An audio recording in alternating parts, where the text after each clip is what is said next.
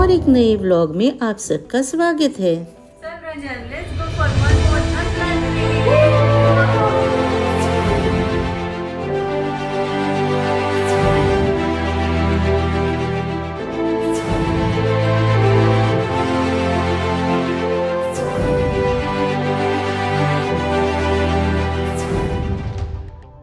Golden temple में माथा टेकने के बाद हम आज 14 अप्रैल 2026 को दोपहर के 3:30 बजे हमारे आगे की जर्नी के लिए निकल गए।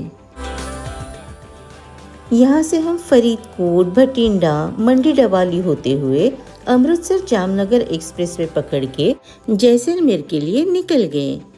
एक्सप्रेसवे पकड़ते वक्त बज रहे थे रात के 8:30। यहाँ से जैसलमेर 630 किलोमीटर दूर है। जामनगर अमृतसर हाईवे पे हम पहले भी एक बार आ चुके हैं, तब ये रास्ता पूरी तरह से बना नहीं था।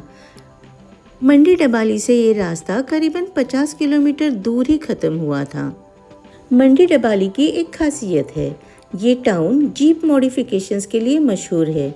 हम करीबन 5-7 साल पहले यहाँ पे मॉडिफाइड जीप्स देखने आए थे। बस ऐसे ही जाते जाते ये बात याद आ गई, सोचा आपके साथ शेयर कर दूं। रात के 1:30 बजे के दरमियान थोड़ी थकान महसूस हुई और नींद आने लगी, तो हमने इस जियो के पेट्रोल पंप पे गाड़ी में डीजल फुल कर लिया और यहीं पास में ये जो एम्बुलेंस दिख रही है उसके बाजू में ही गाड़ी लगाई और मस्त एकदम रजाई ओढ़कर सो गए। सुबह 5:30 बजे नींद खुल गई। सुबह सुबह इतनी तेज धूप आ गई थी कि हम उठ ही गए। फिर हम इस पेट्रोल पंप के बाजू में ही जो रेस्ट एरिया है वहाँ के होटल में ब्रेकफास्ट के लिए चले गए। वहीं पे हम फ्रेश भी हो लिए। रंजन ने अपनी गाड़ी को भी अच्छे से नहलाया। तब तक मैंने भी थोड़ा सा मॉर्निंग वॉक कर लिया। फिर से एक और कप चाय लेकर इन एक एक करके निकलने वाली ट्रक्स को देखते हुए अपना वक्त अच्छे से बिता लिया।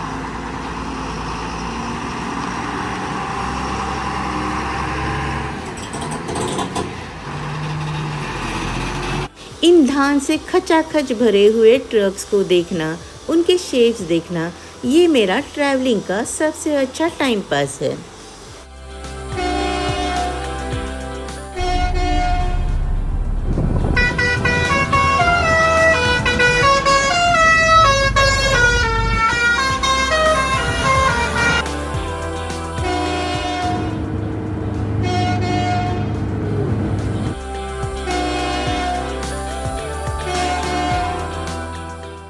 कल हम जब अमृतसर से निकले तो चारों ओर हरे भरे लहलहाते खेत दिखाई दे रहे थे। हर तरफ हरियाली ही हरियाली थी और आज जब आँख खुली तो चारों तरफ नज़ारे बदल गए हैं, मगर ये नज़ारे भी बहुत खूबसूरत है। अमृतसर से मुंबई दिल्ली ओल्ड हाईवे पकड़ के NH 48 से हम सीधे मुंबई अपने घर आ सकते थे, या फिर यही रास्ता पकड़ के अमृतसर जामनगर एक्सप्रेस वे लेकर अहमदाबाद एग्जिट से हम सीधे वडोदरा एक्सप्रेस पकड़ के मुंबई आ सकते थे। मगर हम थोड़ा रास्ता टेढ़ा करके जा रहे हैं जैसलमेर। आप कहोगे इस अप्रैल महीने की तपती धूप में थार के डेजर्ट में कौन जाता है भाई? मगर हाँ, हम जा रहे हैं। हम जैसलमेर कैमल सफारी या सैंड ड्यून्स देखने नहीं जा रहे, जैसलमेर फोर्ट या गाड़ीसार लेक देखने नहीं जा रहे, पटवों की हवेली, सलीम सिंह की हवेली या नाथमल की हवेली देखने नहीं जा रहे, और ना ही हम जा रहे हैं दाल बाटी चूरमा या दाल पकवान खाने। हम जा रहे हैं जैसलमेर की इंडिया पाकिस्तान बॉर्डर देखने, हम जा रहे हैं तनोट माता मंदिर देखने, हम जा रहे हैं लोंगेवाला वॉर मेमोरियल देखने। लीजिए, स्वर्ण नगरी आगमन पर हार्दिक स्वागत। यहाँ से तनोट माता 125 किलोमीटर दूर है, जैसलमेर 5 और बाड़मेर 137। जैसलमेर और बाड़मेर हम पहले भी जा चुके हैं।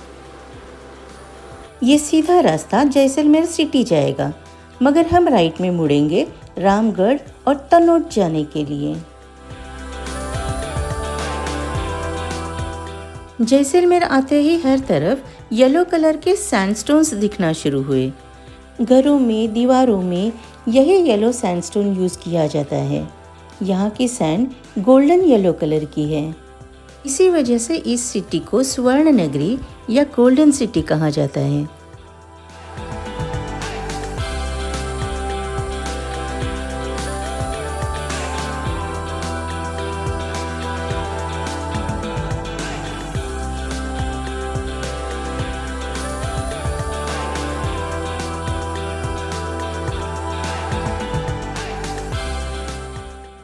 हम राजस्थान के इस पार्ट में स्पेशली आए हैं जैसलमेर की इंडिया पाकिस्तान बावलियन वाला बॉर्डर देखने के लिए।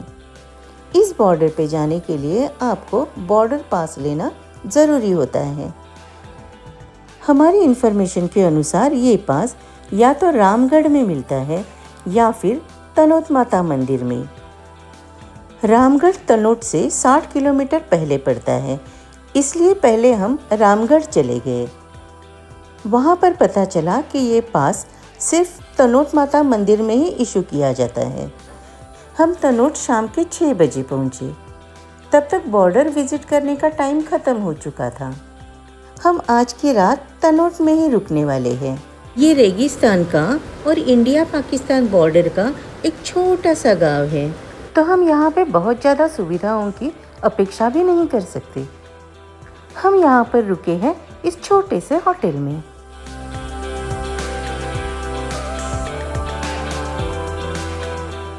Good morning. आज है 16 अप्रैल 2026 और हम तैयार हो रहे हैं इंडो पाक बॉर्डर जाने के लिए। जब तक गाड़ी रेडी हो जाती है तब तक मैं भी मेरा एक शौक पूरा कर लेती हूँ। मुझे जगह जगह से छोटे छोटे पत्थर जमा करना पसंद है। इस तरह से मैं उस जगह की खूबसूरत यादों से जुड़ी रहती हूँ। ये पत्थर और पेबल्स मेरे लिए सोवेनियर का काम करते हैं।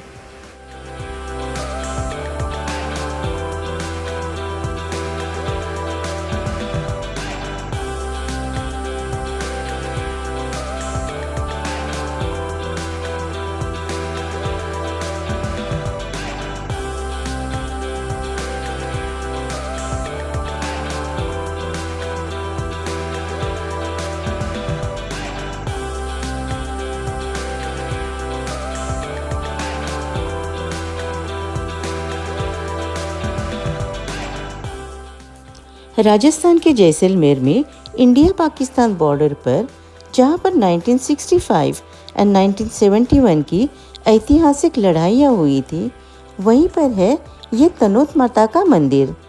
आज ये मंदिर symbol of India's victory in the war इस नाम से भी जाना जाता है। 1965 में जब इंडिया पाकिस्तान वॉर हुआ था, तब पाकिस्तानी फौजों ने यहाँ पर हजारों बॉम्ब बरसाए थे। उनमें से 450 बॉम्ब इस तनोट माता के मंदिर में गिरे थे, मगर उनमें से एक भी बॉम्ब एक्सप्लोड नहीं हुआ। इसे एक दैवी चमत्कार ही माना जाता है। जब 1971 में लोंगेवाला बैटल हुआ, तब भी हमारे सोल्जर्स ने पाकिस्तानी सेनाओं को खदेड़ डाला था, उनके टैंक्स पर काबू पा लिया था। माना जाता है कि देवी माता ने ही हमारे सोल्जर्स की रक्षा की थी। इसी मान्यता को लेकर यहाँ पर तैनात होने वाला हर जवान सबसे पहले यहाँ तनोट माता के दर्शन करने आता है और फिर अपनी ड्यूटी संभाल लेता है। इस मंदिर का सारा प्रबंध बीएसएफ करते हैं और यहाँ पर होने वाली सुबह शाम की जो आरती है, उसकी पूजा अर्चना भी सैनिक ही करते हैं। मंदिर में एक संग्रहालय है जिसमें 1965 एंड 1971 की वॉर की यादें जतन की गई है। इसी में वो सारे बॉम्ब भी रखे हुए हैं जो यहाँ पर पाकिस्तानी फौजों ने बरसाए, मगर एक्सप्लोड नहीं हुए।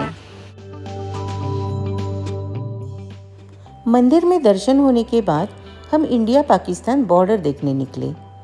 बाजू में ही निःशुल्क बॉर्डर पास जहाँ मिलता है, उसकी डायरेक्शन दी गई है। उसके जस्ट बाजू में ही एसबीआई का एटीएम है और उसके बाजू में कुछ खाने पीने की छोटी सी कैंटीन्स है। वैसे तो बॉर्डर पास आपको ऑनलाइन श्री तनोत माता मंदिर ट्रस्ट.com से मिल जाता है, मगर यहाँ पर इंटरनेट की समस्या हो सकती है या साइट ओपन नहीं हो रही है। तो इन सारी दिक्कतों में बीएसएफ के जवान आपकी मदद कर देते हैं। ये ऑनलाइन फॉर्म भरते वक्त आपको आपके निजी जानकारी के साथ ही साथ व्हीकल की डिटेल्स और आधार कार्ड के डिटेल्स भी दर्ज करने होते हैं। एक बार ऑनलाइन पास जनरेट होने के बाद उसका प्रिंट आउट आप सामने के दुकानों से ले सकते हैं। इस पास पर आगे जाकर आपको स्टैंप लगवाना होता है, फिर आप बॉर्डर जाने के लिए रेडी हो। और हाँ, इस रास्ते पर टू व्हीलर्स अलाउड नहीं है। अगर आप टू व्हीलर से आए हो और आपको बॉर्डर जाना है तो आपको आपके टू व्हीलर यहीं पे पार्क करके यहाँ से टैक्सी सर्विस यूज़ करनी पड़ेगी। रास्ते में बीएसएफ की और 2 चौकियाँ पड़ती है जहाँ पर आपको आपका बॉर्डर पास दिखाना होता है। यहाँ से 20 किलोमीटर दूरी पर भारत की सीमाएं हैं और इन 20 किलोमीटर में बस रेत ही रेत है, एक भी गांव नहीं है। रास्ते में कई सारे गाय, बैल, ऊंट, गधे दिखाई देते हैं। कभी कभी तो इनके कंकाल भी दिखाई देते हैं। इन बड़ी बड़ी टंकियों से बीएसएफ द्वारा उनके लिए पानी का प्रबंध किया जाता है। यही बात हमने गुजरात के रन ऑफ कच्छ नाराबेट में भी देखी थी। वहाँ पर भी BSF migrated birds and animals के लिए फ्रेश वाटर के पॉन्ड्स क्रिएट करते हैं। इसीलिए वहाँ पर stork, cranes, pelicans, flamingos, dabbling ducks और कई तरह के माइग्रेटेड बर्ड्स अट्रैक्ट हो जाते हैं।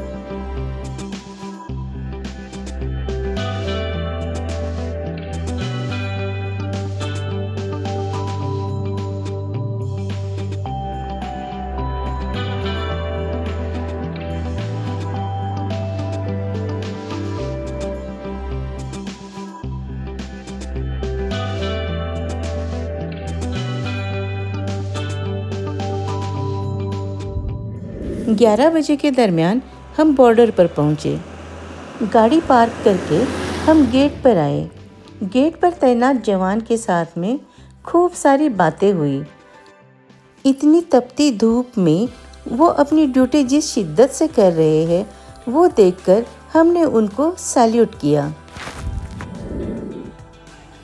Hey, I'm at 0 Point Jaisalmer.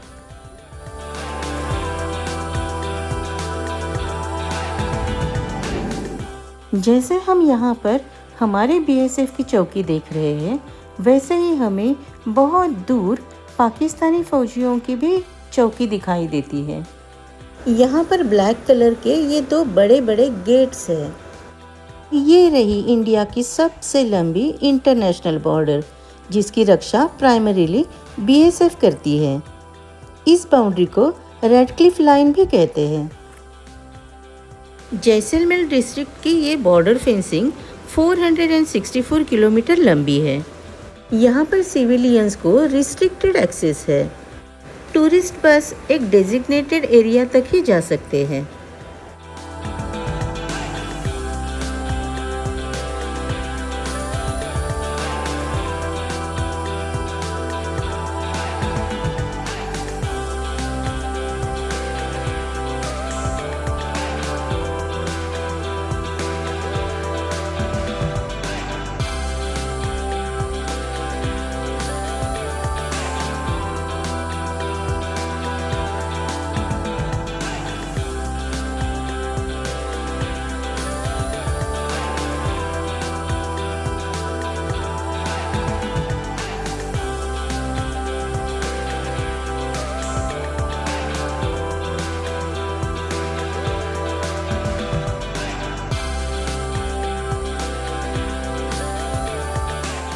अब हम जा रहे हैं लोंगेवाला वॉर म्यूजियम देखने। तनोत माता मंदिर से लोंगेवाला वॉर म्यूजियम 40 किलोमीटर दूर है। लोंगेवाला बैटल भारतीय इतिहास में सबसे ज़्यादा चर्चित और गौरवशाली माना जाता है, जहां पर सिर्फ 120 इंडियन सोल्जर्स ने 2000 से ज़्यादा पाकिस्तानी ट्रूप से सामना किया था और विजय पा लिया था। इस बैटल में इंडिया के 2 सोल्जर्स ने वीरगति प्राप्त की। पाकिस्तानियों ने अपने 200 से ज़्यादा जवान और 34 टैंक्स गंवाए। ये है लोंगेवाला वॉर मेमोरियल। इस मेमोरियल में युद्ध में यूज़ किए हुए राइफल्स, टैंकर्स, एयरक्राफ्ट्स, युद्ध की तस्वीरें, नक्शे और इस्तेमाल किया हुआ गोला बारूद आप देख सकते हो। इसके मेन एंट्रेंस पे ही 2 बड़े बड़े इंडियन टैंक्स रखे हुए हैं। ये है लोंगेवाला युद्ध स्थल।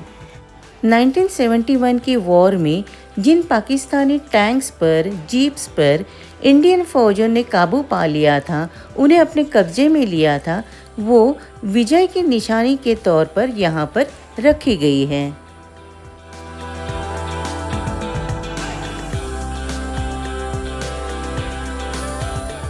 यहाँ पे बंकर में एक छोटा सा ऑडिटोरियम है, जिसमें लोंगेवाला वॉर की शॉर्ट फिल्म दिखाई जाती है।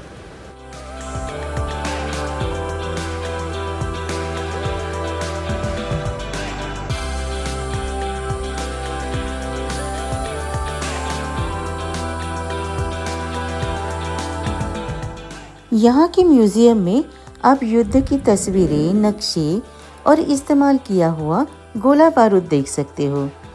Anti tank mines, anti tank rounds देख सकते हो। युद्ध में वीरगति प्राप्त किए सैनिकों के नाम और उनकी तस्वीरें आप देख सकते हो। यहाँ पर एक कोने में लोंगेवाला वॉर का बैटलफील्ड भी डिपिक्ट किया गया है।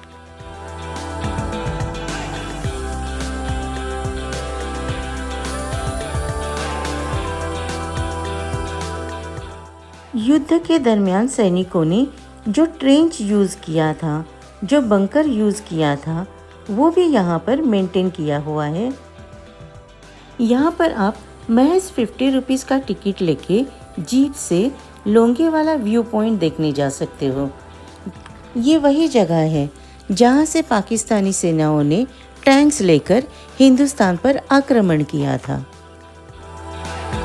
लोंगेवाल में हर तरफ देशभक्ति और देश प्रेम दिखाई देता है। यहाँ पर बीएसएफ ने चलाया हुआ एक कैफ़े है, जिसकी एडवर्टाइजमेंट बहुत ही यूनिक सी है। एक बड़े से सैंडस्टोन पर लिखा है, भारत का आखिरी कैफ़े, इसके बाद रहीम यार खान। मैंने क्यूरियोसिटी से मैप पे देखा तो सच में पाकिस्तान में जैसलमेर के जस्ट आगे ही रहीम यार खान नाम की जगह है। इस कैफ़े में थोड़ा बहुत खाकर और कॉफ़ी पी के हम हमारी आगे की जर्नी के लिए निकल पड़े। अब सही मायने से हमारी घर के लिए रिटर्न जर्नी शुरू हुई थी। और ये रास्ते इतने सुंदर हैं, आप इनको बार बार एडमायर करोगे। एक वीडियो तो बनता ही है। इन सारे रास्तों से हमारी अनगिनत यादें जुड़ गई हैं।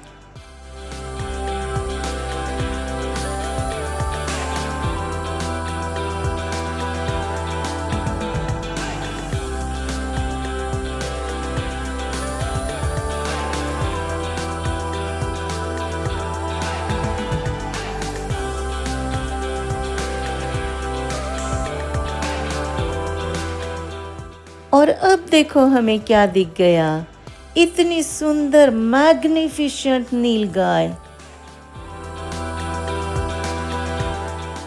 ओहो, कितनी ग्रेसफुल है ये। इनका बेसिक इंस्टिंक्ट होता है फाइट या फ्लाइट।